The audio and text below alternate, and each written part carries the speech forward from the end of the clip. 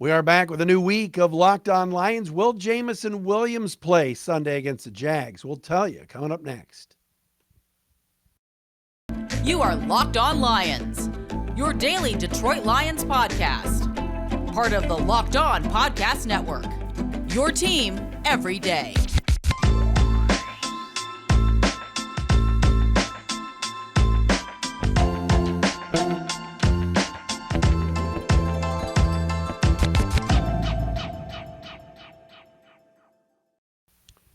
It's another week of Locked On Lions, everybody, in the Locked On Podcast Network on this, a Monday, November 28th, and a Tuesday, November the 29th. Thanks for listening and watching, making us your first listen each and every day right here on Locked On Lions. Matt Dery with you. Thanks for joining us here on a Monday.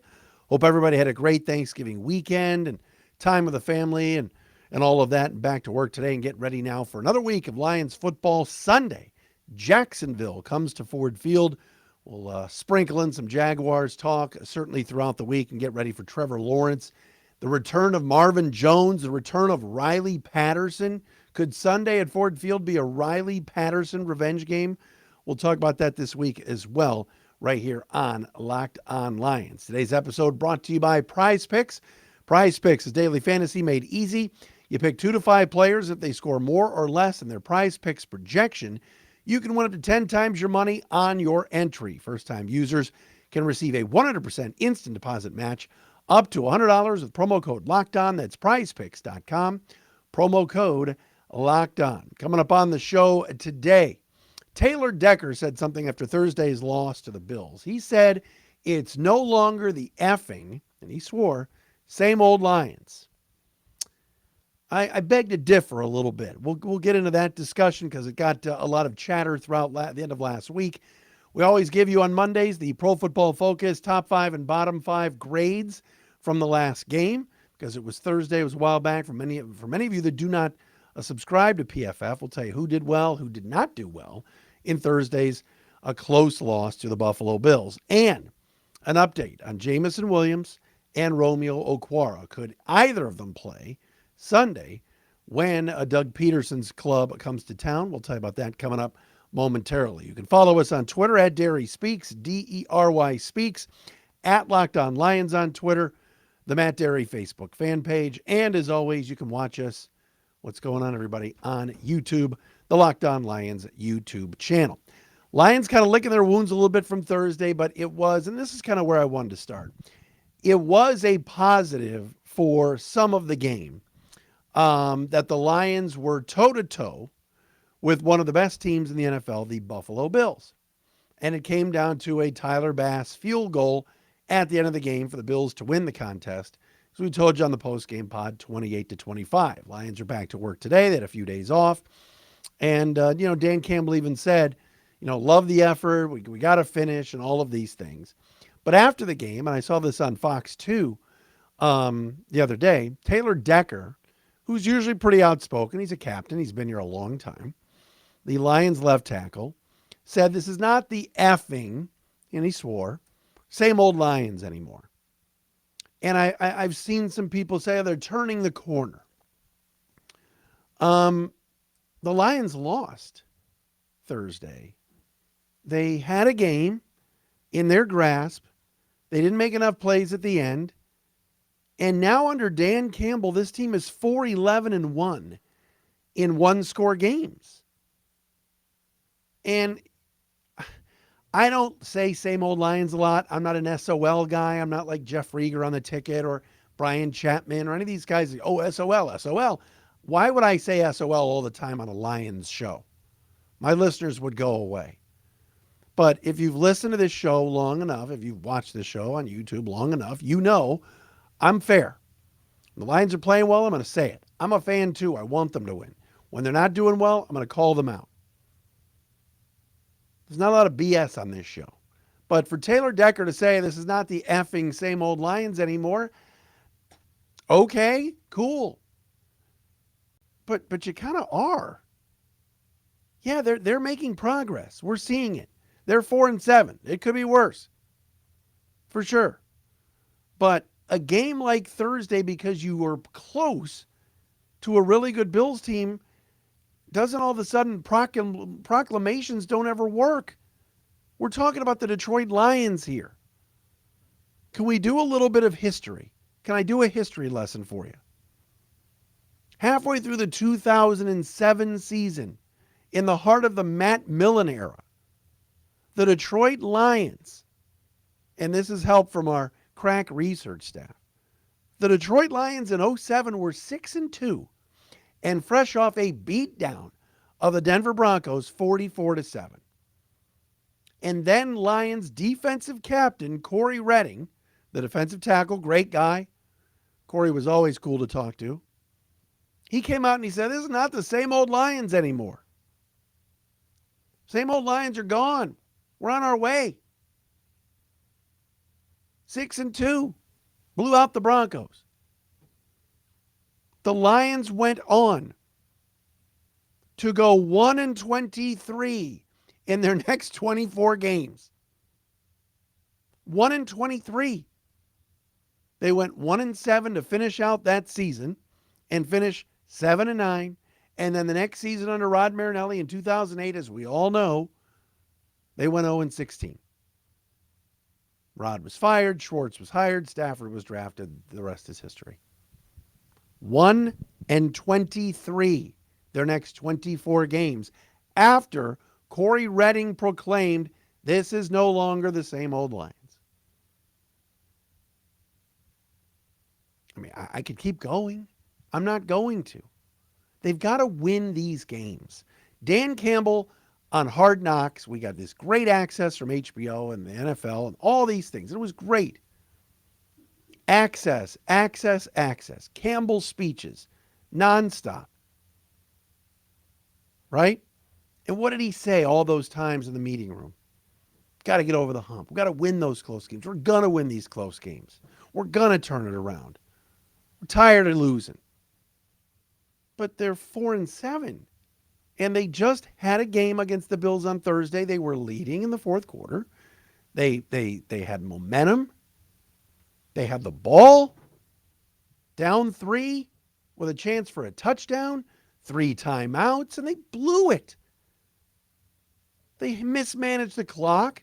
They threw a deep ball on 3rd and 1. I tweeted it out on Thursday. All of you were all over me about blaming the coaches. If Goff makes that throw, it was a great call. It wasn't a great call. Jared Goff is not a good deep thrower. Yeah, Chark was open, but he missed him.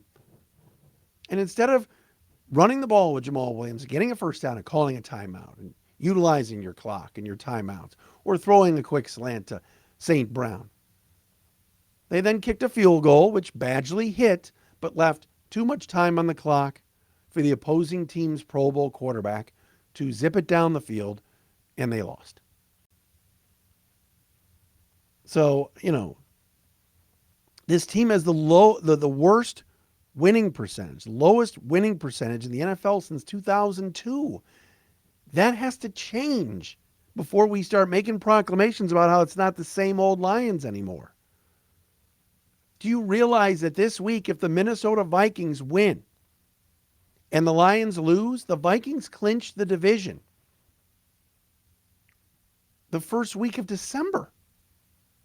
And the Lions will now have not won the division in 29 years. But Taylor Decker's saying it's not the same old Lions anymore. That sounds like the same old Lions to me. They got to win games. I'm seeing progress. I'm not trying to be negative. I do see progress. I like what they've done over the last month. They went 3-1 in November. They were right there with the Bills. I liked some of the things I saw. I like some of these young players on defense and offense. I like Ben Johnson. But these proclamations always come back to bite them. Win the damn games. Then say, we're not the same old Lions anymore. Not after a loss. You lost, Taylor. I just wanted to throw that out there. Coming up next, who played well, who didn't play well on Thursday. We'll also have a Jameson Williams update. As Locked On Lions today is brought to you by Audible. Audible is releasing a slate of new football podcasts that we're sure you're going to love. Find Block Forever now wherever you get your podcasts. Block Forever is a brand new podcast from former NFL All-Pro Ryan Khalil and Audible. Takes the conversation about football to the next level. He gives football fans an insider's look at the game through the eyes of the greatest players and personalities of all time. You'll hear Christian McCaffrey talk about his love-hate relationship with fantasy football. Juju Smith-Schuster give honest opinions on other players and positions in the league. It's available for free on Audible and wherever you get your podcast. New episodes of Block Forever will be recorded and released every week ahead of Thursday Night Football. Pretty cool. Catch the full Block Forever series available anywhere you get your podcasts. Available everywhere now. Audible, get in the game. Monday edition of Locked On Lions, everybody. Lions and Jaguars coming up Sunday at Ford Field. Lions are, according to our friends at BetOnline, early 1.5-point favorites in this game, despite the fact Jacksonville yesterday knocked off the Baltimore Ravens, and what a comeback that was, 28-27. Doug Peterson, after a touchdown pass to Marvin Jones Jr., elected to go for two, and Trevor Lawrence hit Zay Jones with the go-ahead score. Justin Tucker tried like a 67-yard field goal that fell short, and the Jags have a little momentum. Trevor Lawrence looked good yesterday as they come to town on Sunday at Ford Field. Again, Lions are 1.5-point favorites. Should be an interesting game. Jacksonville's playing better. Won yesterday's game, too, without their best running back in Travis Etienne. All right, our friends at PFF.com, Pro Football Focus. We always like to give you the top 5 performers from the last game, Thursday's game against Buffalo, on offense and defense, and the bottom 5 performers for the Lions in terms of what the PFF folks thought. Highest graded Lions offensive player on Thursday, no surprise, Amon-Ra St. Brown, who just continues to put up numbers. 89.8 for St. Brown. He is just a stud, and got to get him the football even more. DeAndre Swift came in second at 74.1. He played 24 snaps on Thursday and looked pretty good. Again, his snap count is weird to me, but a lot of things are weird to me. Frank Ragnow, 71.5. Jared Goff came in fourth at 67.6. That was his grade. And tight end James Mitchell, 66.6 grade. So those are your top 5 offensive performers for the Lions in Thursday's loss to the Bills. Bottom 5 offensive performers. Brock Wright, the tight end, dead last at 33.1. Dan Skipper, who filled in at left guard this past Thursday for the injured Jonah Jackson, or the concussed Jonah Jackson, 35.1. Coyote Owosika, right guard, who played instead of Evan Brown. They moved Skipper from right to left, and Owosika played right guard. He was a 47.1. Shane Zylstra, the third tight end, 50.0. And Jamal Williams, a little bit of a surprise, 53.5 grade. Those are your top 5 and bottom 5 PFF graded performers in Thursday's loss to the Bills. And again, that was just such a winnable game. I know, but Buffalo's great. All right, they're really good. It's them and Kansas City likely in the AFC. I know Dolphin fans will make an argument for Miami. Not sure any of these teams in the AFC North, after watching Baltimore yesterday, are that great, although the Bengals got a nice win in Tennessee.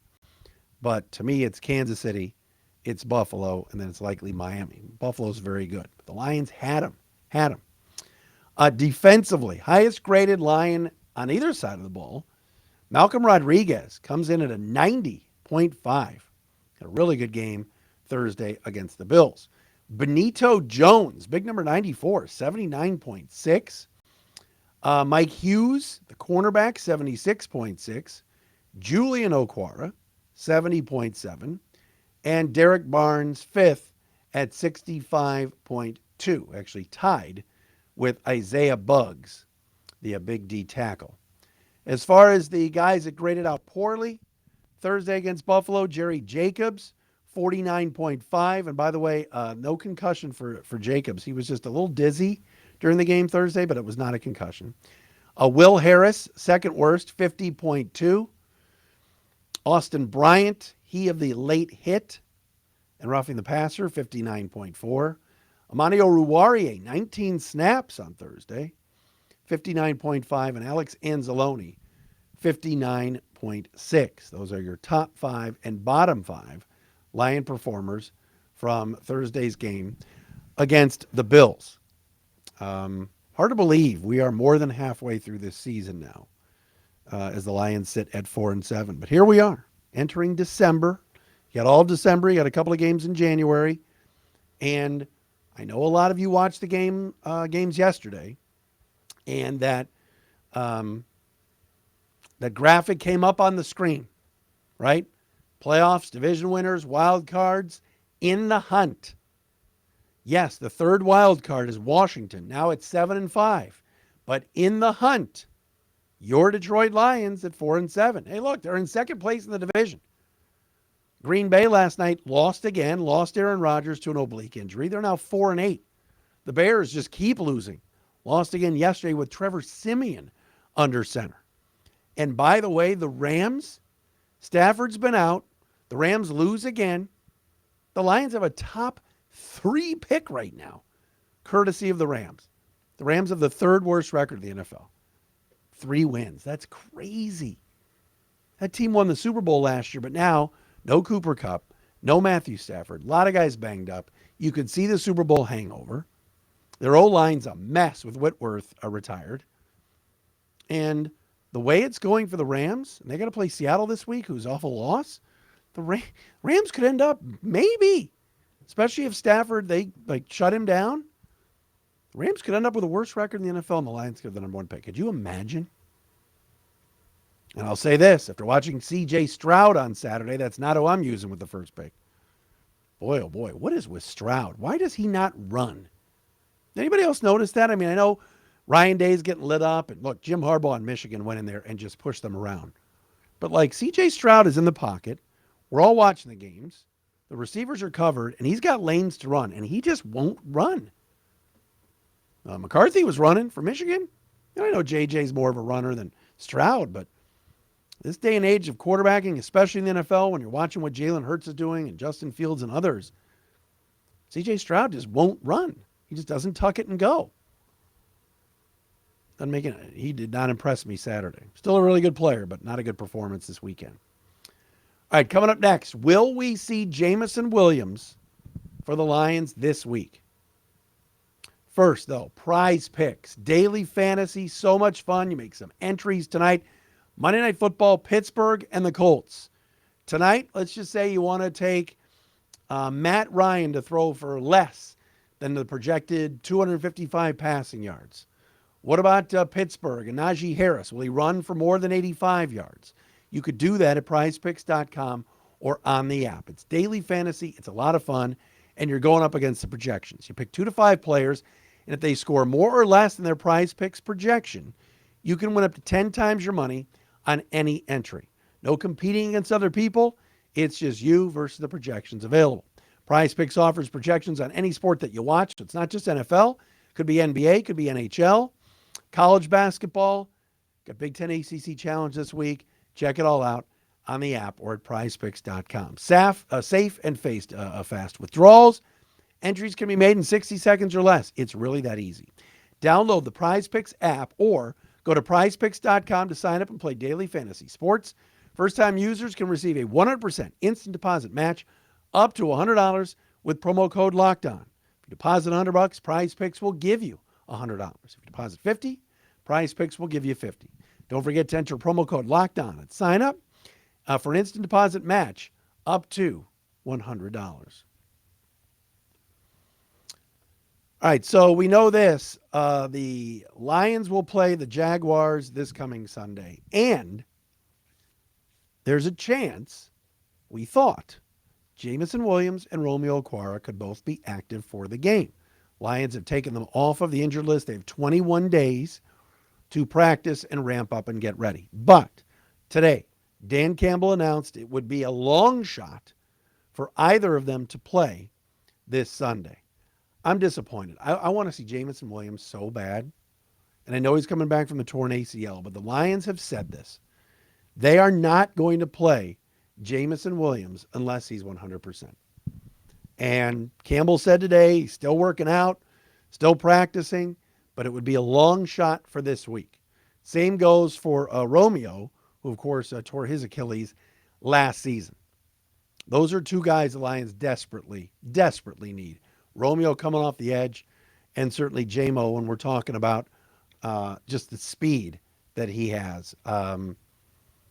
I saw some video on Twitter this week. Lions engineer and best in the business Al Rosenberg uh, uh, took a video of Jameson Williams working out before the game on Thursday of him running routes, running deep routes, and it blew up on Twitter. He looks great, but I don't think the Lions are going to chance anything with their soon-to-be star wide receiver and second first-round pick until he's 100%. So Dan Campbell today called it a long shot, which sucks because I'm ready for some Jameson Williams. I really am. I think he can add so much to this offense. We saw Thursday some glimpses from DJ Chark. You know what St. Brown can do. Swift coming out of the backfield a little bit. Josh Reynolds getting healthier. But man, Jameson Williams would just be awesome.